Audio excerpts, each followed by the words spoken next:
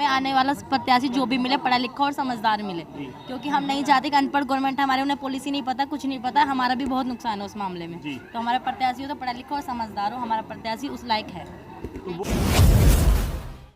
दोस्तों जय भीम, नमो बुद्धाय। मिलेंद्र गौतम। आज मैं हूँ गोंडा में। जी हाँ, गोंडा विधानसभा में हूँ, वार्ड नंबर 231, जहाँ पर बीएसपी की कैंडिडेट सरोज बालाजी खड़ी हुई हैं और पूरे दमखम से सरोज बालाजी जो है वो इलेक्शन फाइट कर रही हैं बीएसपी की तरफ से।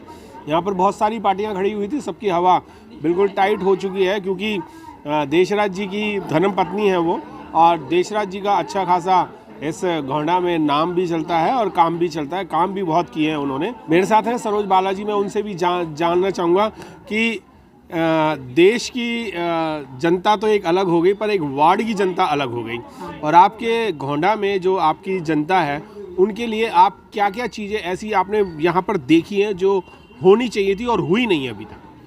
हाँ जी, सबसे पहले तो जो मुझे सम्मान मिला है इसके लिए धन्यवाद शब्द बहुत छोटा है जी।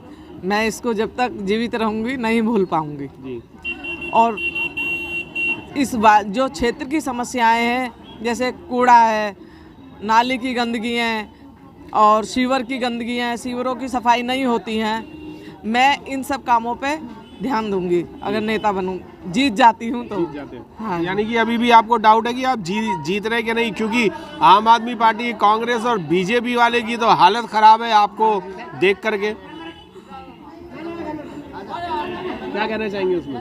हाँ, जीत सकती हूँ, सबका सहयोग है, मेरा क्षेत्रवासियों का मेरे लिए पूरा सहयोग है, मैं जीत जाएंगे। हाँ जी। इसलिए भी मैं कह सकता हूँ कि जीत के आ रहे हैं कि यहाँ के वार्ड के, गोंडा वार्ड के लोगों ने यहाँ पर 70 किलो, यानी कि मैडम का जो वेट है वो 65 किलो 600 ग्राम है, पर यहाँ के क्षेत्र वालों ने उनको लड्डुओं से तोला है, और देसी घी के लड्डू हैं ये, जिनको 70 किलो उनको तोला गया है। और यहाँ पर सभी क्षेत्रवासियों को देसी घी के लड्डू क्षेत्रवासियों ने ही मैडम के वज़न के तौर पे बांटा है। पहले तो आपको ये मिठाई मुबारक हो, और आपको 70 किलो वेट से लड्डुओं से तोला गया है, उसके लिए क्या कहना चाहिए क्षेत्रवासियों? बहुत बहुत धन्यवाद।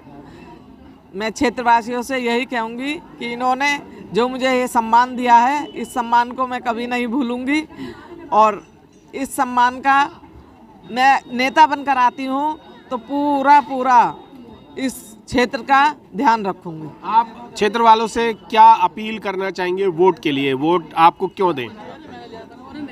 4 तारीख को क्षेत्रवासियों से मैं यही अपील करना चाहूँगी कि 4 तारीख को हाथी का बटन दबाकर विजयी बनाइए और बीएसपी को जिताइए। बिल्कुल, बहन जी को बीएसपी को जिताएं। और मैं आपको बताना भी चाहूँगा कि जब मैडम अपनी स्पीच कर रही थी तभी वो भावुक हो गई थी, और अभी भी हम उनसे बात कर रहे हैं तो अभी भी वो भावुक हो रही हैं। यानी कि इनके दिल में दर्द है, और दर्द है तभी काम हो पाएगा, वरना काम नहीं हो पाएगा। लुटेरे तो बहुत सारे आ रहे हैं, कुछ किसी न किसी चीज़ का प्रलोभन दे करके आ रहे हैं, पर यहाँ पर कोई प्रलोभन नहीं है।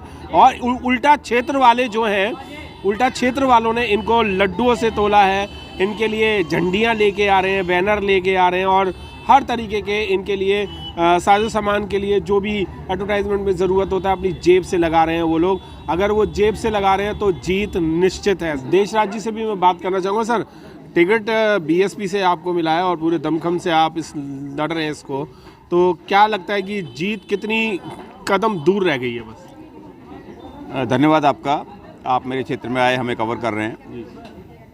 क्योंकि जहाँ तक जीत की बात है, मैं तो यही कहूँगा कि क्यों पड़े हो चक्कर में, कोई नहीं है टक्कर में।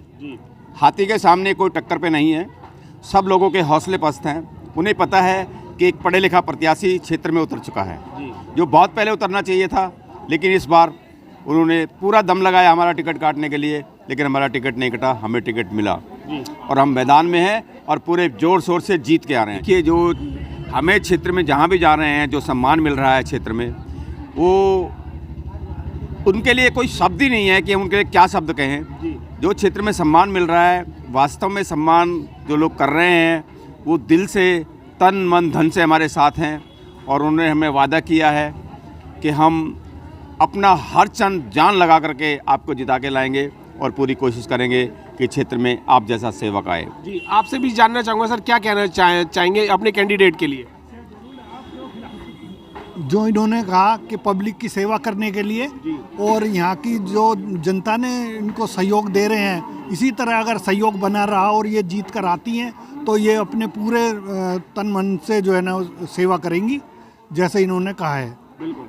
मेरे साथ और भी हैं, युवा साथी भी हैं। सर, आपसे भी जानना चाहूँगा, क्या कहना चाहेंगे अपनी कैंडिडेट के लिए? आप कैंडिडेट के लिए यही कहना चाहेंगे कि मौका मिलेगा तो वो काम करके दिखाएंगे जो इतिहास रचने वाला काम होगा।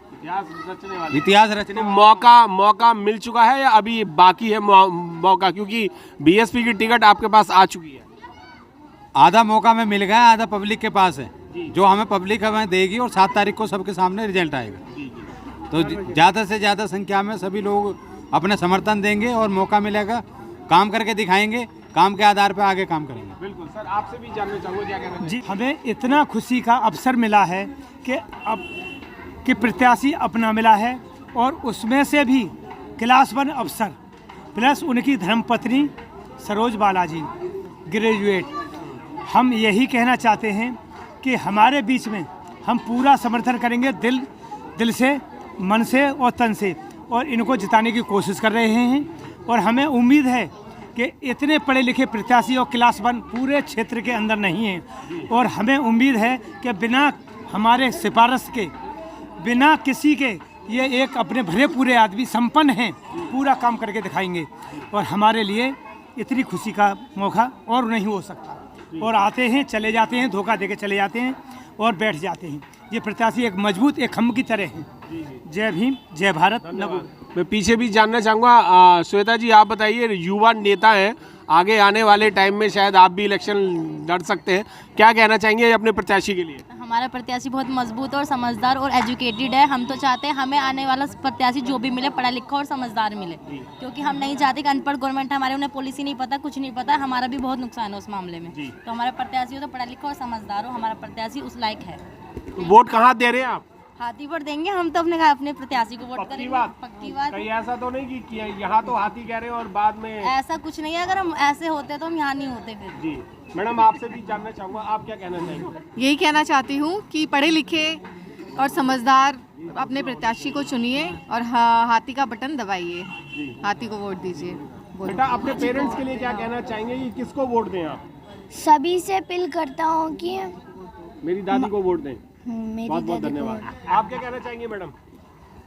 मैं सभी कैंडिडेटों से हाथ जोड़कर निवेदन करती हूँ, इन्हीं को जिताए, सच्चे और ईमानदार इंसान हैं। सभी लोग हाथी के लिए हैं और बीएसपी को वो बटन दबा करके भारी बहुमतों से बीएसपी को जिताने की अपील कर रहे हैं। सर, आपसे भी जानना चाहूँगा, बहुत सारे इलेक्शन आपने फाइट करवाए भी हैं, तो क्या लगता है इस बार आपका कैंडिडेट किस तरीके से आएगा और कैसे आप उन्हें जिता रहे हैं?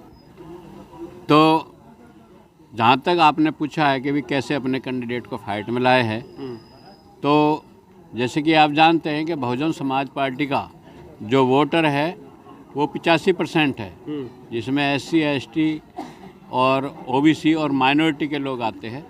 जो दूसरे समाज की जो कांग्रेस पार्टी है, BSP और जो भाजपा पार्टी है, उनके जो कार्यकाल में जो दुखी होते हैं तो वो सब लोग रुष्ट होकर बसपा की तरफ आते हैं। पर बसपा की तरफ तो आते नहीं है, वो तो दूसरे या तीसरे नंबर पे रह जाती है। कांग्रेस से दुखी है तो वो बीजेपी में चले जाते हैं, बीजेपी से दुखी है तो आम आदमी पार्टी अब नई आ गई है उसमें चले जाते हैं, अब आम आदमी पार्टी से दुखी हैं तो फिर दोबारा कांग्रेस या बीजेपी में चले जाएंगे। बीएसपी में कैसे लाओगे?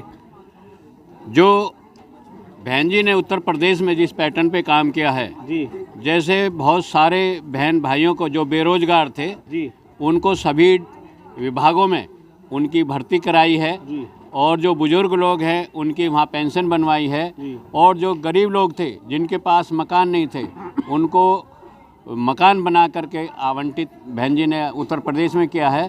तो बहन जी का ऐसा कहना है, यदि हम दिल्ली में आते हैं और तो हम उसी पैटर्न पे हम दिल्ली में भी काम करेंगे, और हम कैडर के माध्यम से और लोगों को घर घर जाकर हम बहन जी का जो प्लान है, जो पैटर्न है, उसको हम लोगों को समझा रहे हैं। और लोगों ने उम्मीद जताइए कि हम बहन जी के जो भी कैंडिडेट जिस क्षेत्र में हैं हम उनको विजय बनाएंगे और दिल्ली में भी बहुजन समाज पार्टी की सरकार बनवाएंगे। लेकिन ये चुनाव अभी निगम का है, तो वो चाहते हैं कि ये पहली सीढ़ी है, तो हम निगम के जो भी प्रत्याशी हैं बहुजन समाज पार्टी के उनको विजय बनाने के लिए सभी लोग तत्पर हैं और आगे आकर अपना वोट देने के लिए तैयार हैं। और हम भी सबसे भी अपील कर रहे हैं और हमें ऐसी उम्मीद है कि इस चुनाव में बहुजन समाज पार्टी के ज़्यादातर कैंडिडेट जीत के आएंगे और एक नई किरण और नया जोश लोगों में भरेंगे ताकि बहुजन समाज पार्टी की बात आगे बढ़े और विधानसभा में भी हमारी बात बने। जी बहुत बहुत धन्यवाद। घोंडा 231 वार्ड में सरोज बालाजी को 70 किलो देसी घी के लड्डुओं से तोला गया और इस पूरे क्षेत्रवासियों ने खुद ही तोला और खुद ही बांटा है और 5351 रुपये का दान स्वरूप वहाँ उनको कैश भी दिया जा रहा है जो कि इलेक्शन में उनके लिए यूज़ हो। सर अमाउंट है कितना अंदाजा? 5351 रुपये हैं। बहुत बढ़िया। आप इनको क्यों दे रहे हैं? ये इसमें है ना फंड में दे रहे हैं हम जो जिसके लिए है ना ये हमारे खर्चे काफ़ी एक्सपेंडिचर होते हैं ना, उस एक्सपेंडिचर में काम आएंगे इनके। यानी इलेक्शन के लिए हेल्प कर रहे हैं। इलेक्शन के लिए हेल्प कर रहे हैं। तो आप अकेले कर रहे हैं या नहीं, हमारा पूरा जो है ना पूरा एरिया के सारे लोग करें, एरिया के सारे पूरे एरिया के लोग मिलकर करें। जो लड्डू वगैरह हैं और बाकी जो है वो सारा जो है सब लोगों ने मिलकर कंट्रीब्यूशन किया है इसमें। जी धन्यवाद।